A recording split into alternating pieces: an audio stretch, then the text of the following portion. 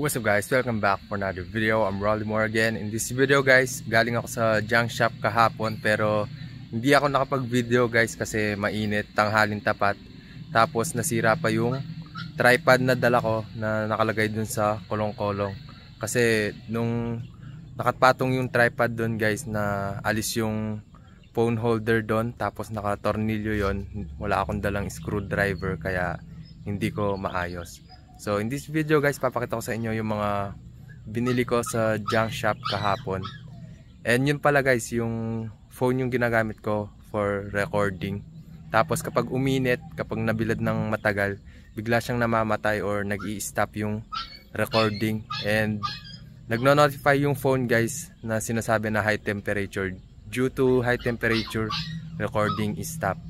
So yun, papakita ko sa inyo yung mga binili ko sa junk shop kahapon. Tapos bibigyan ko na rin kayo guys ng update dun sa mga isda and sa mga kalapati na nilipat ko galing dito sa loft. So yun, kung nakikita nyo guys yung yero sa likod ko, ito yung binili ko kasama sa junk shop. Yung second hand na yero na to, makapal to guys, may mga butas lang. Tapos tatakpan ko ng pantakip sa mga butas ng yero.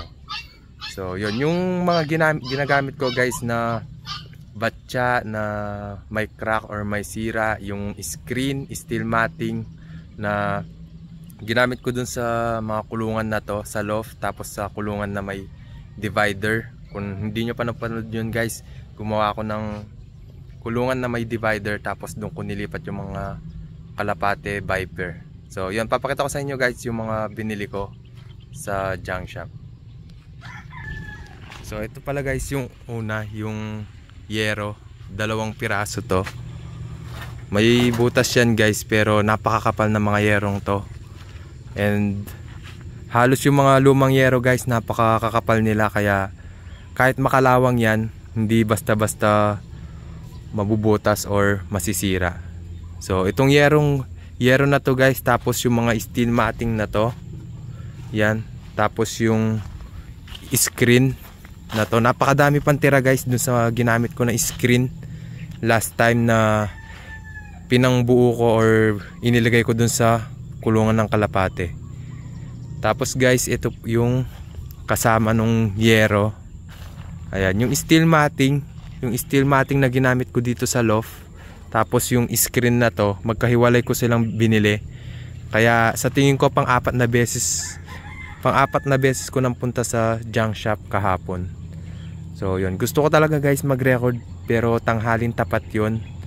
And minsan kasi kapag hindi mo binalikan yung gusto mong bilhin, sa susunod na araw, kung babalik ka sa susunod na araw, minsan wala na yung gusto mong bilhin. Kasi guys, pupunta kami sa bayan, tapos dumadaan kami dun sa junk shop. Tinitingnan ko yung mga pwede ko pang magamit. And yun, marami din tumitingin sa junk shop guys. Nung pumunta ako ng tanghali, kahit tanghaling tapat, may mga tumitingin na mga pwede nilang bilhin. So ito guys yung kasama ng yero na binili ko. Ayan, ito yung parang lalagyan ng prutas, tapos gagawin kong training box. Yung training box guys, ito yun yung lalagyan ng kalapate kapag maghahagis kayo sa malayo. Ayan guys, may takip yan, dalawang piraso yan guys. Pagpapatungin ko, tapos bibigyan ko ng cable tie. Tapos ito naman yung batya. Ayan, kung nakita nyo, may shock ng motor. 2 piraso to guys, pang TMX. Ayan, nabili ko siya guys ng 90 pesos. 90 pesos, 2 piraso na. And kulang lang ng ring na bakal. Ito, may bakal to, kung napansin nyo, may bakal sa gitna. Tapos itong isa wala. Ayan, pan TMX to, and ilalagay ko siya kay red. Tapos yan, kung yung red guys, yun yung pangalan nung TMX ko na kulay ruby candy red yung tank. So yun, pinangalanan ko siyang red guys. Tapos Yun, ilalagay ko to sa likod niya pang double shock. Kasi guys, may sidecar na siya. May sidecar na si Red, ginagamit na pang service. Sinusundo ko kasi guys yung kapatid ko, ako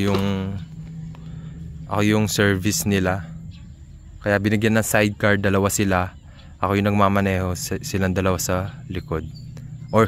Sorry guys, silang dalawa sa loob nung sidecar. So yan, dalawa yan guys, kasi may extra shock na yung yung likod ni Red, may extra shock. Pero shock ng Red, shock ng Wave yung nakalagay. And binili ko lang din yun sa kasama ko or sa kaibigan ko. Pero ito guys, pan TMX talaga siya.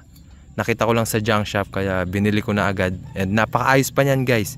Kung napansin nyo, wala lang talaga siyang ring dito. Ring na bakal. Tapos parang kupi lang to. Yung parang lata niya. Pero wala namang problema yan guys. Basta it is still serve it for its purpose. And ito guys yung batya. Dalawang batya to guys. Yung ito may basag lang siya sa gilid. Ayan. Pero kaya ko pa yung i-repair guys. Stick glue and alambre lang yan. Kaya may alambre dito. Aluminum na wire to guys. Aluminum wire para madaling putulin tapos madali ding ilagay.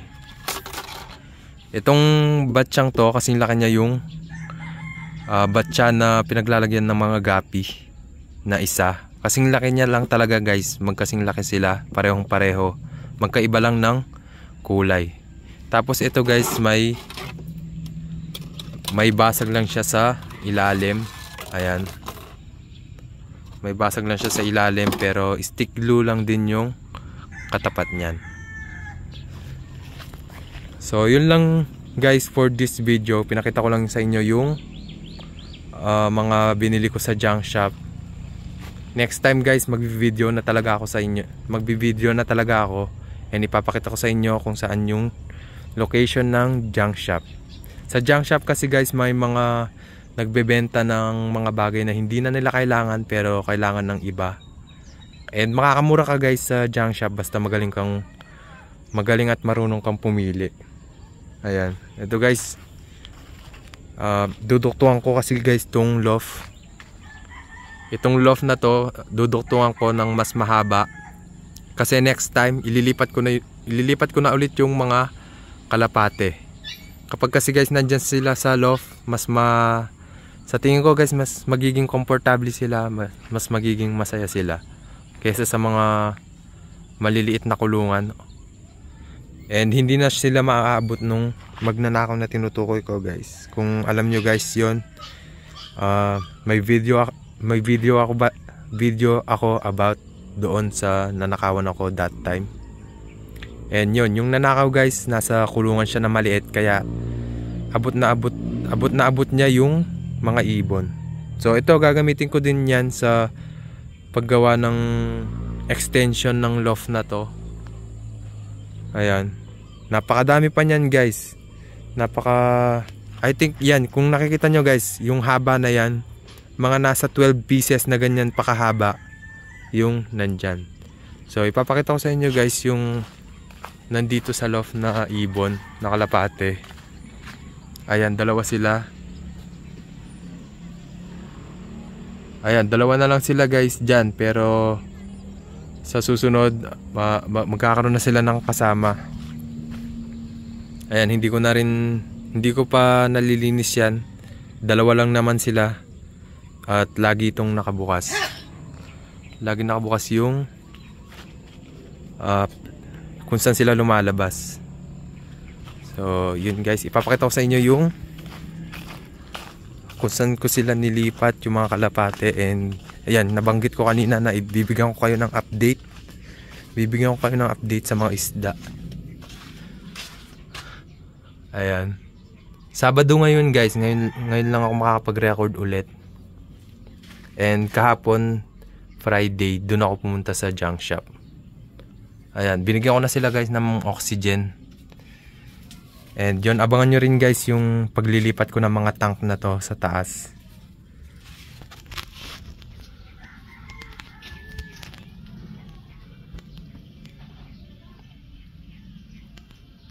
Sa mga mapapatanong guys kung bakit may ganito, may screen. Ito guys is para i-separate yung adult sa mga fry. Ayan, napakadami na nilang anak guys. Mga Mickey Mouse to. And yung mga Guppy, Mickey Mouse, minsan nasasanay silang kumain ng mga fry nila or ng mga anak nila, kaya mas maganda may ganito. Pero maluwang yan guys. Ayan o. Maluwang pa rin yan kahit nandyan sila sa loob.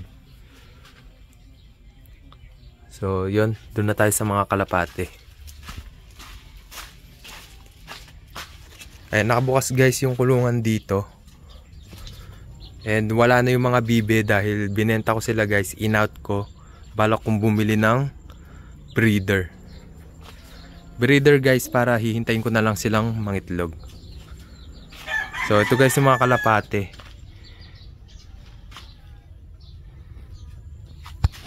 Ayan, ayaw mag-focus. Ayan sila guys. Kakabigay ko pa lang ng pagkain sa kanila. Ayan.